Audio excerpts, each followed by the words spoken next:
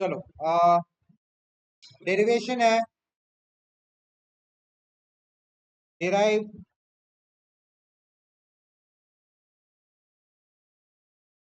Bourse theory from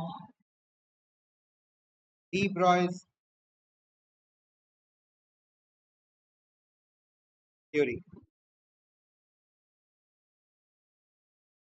तो de Broglie जो बोलता है वो क्या बोलता है कि जो इलेक्ट्रॉन ऑर्बिट है वो ऐसी स्ट्रेट ऑर्बिट नहीं है।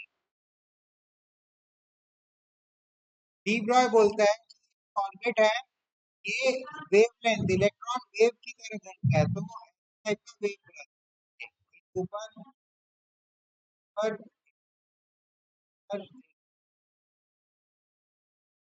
पर पर। और एक चीज इसमें ये है कि ऊपर आता है और ऐसे करके खत्म नहीं होता है। ये देखो ये इनकम्प्लीट रहता है।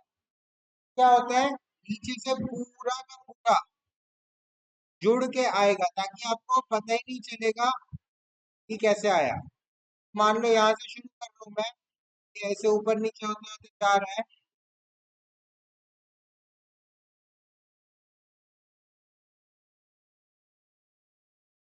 ये वेव इस तरह से पोजीशन रहता है कि नीचे से आके ये देखो जुड़ गया ऊपर, आपको पता भी नहीं चलेगा। यहाँ पे मैं हल्का सा अलग रखा हूँ बट ये ऐसे अलग रहता नहीं है, ये पूरा जुड़ा हुआ रहता है। ठीक है, तो बोलते हैं स्टैंडिंग वेव्स।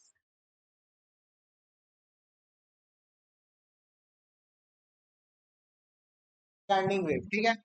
अब इससे क्या पता चल रहा है, इससे पता चल रहा है देखो वेवलेंथ क्या होता है, एक वेव का जितना डिस्टेंस है ये इतना, है ना, ये होता है वेवलेंथ।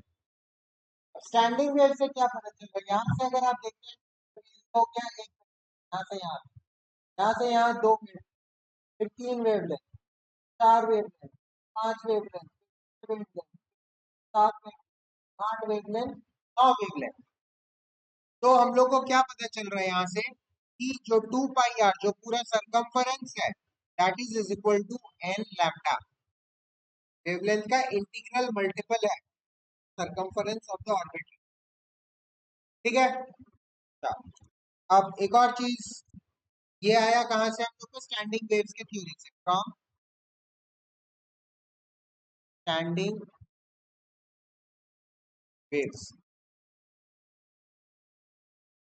ठीक है, तो बोलते हैं stationary orbit, from standing waves stationary orbit. ठीक है, 2 pi r is equal to n lambda आ गया। Also from de Broglie hypothesis,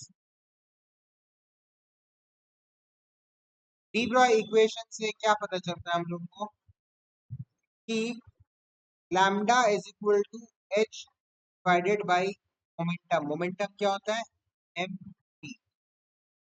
ये लो यहाँ पे डी ब्रॉय हाइपोथेसिस आप लोग, ये है formula lambda is equal to h by m p. ठीक है, h is Planck's constant, m is mass of electron, velocity of electron. तो lambda is equal to h by m p यहाँ से पता चलता है।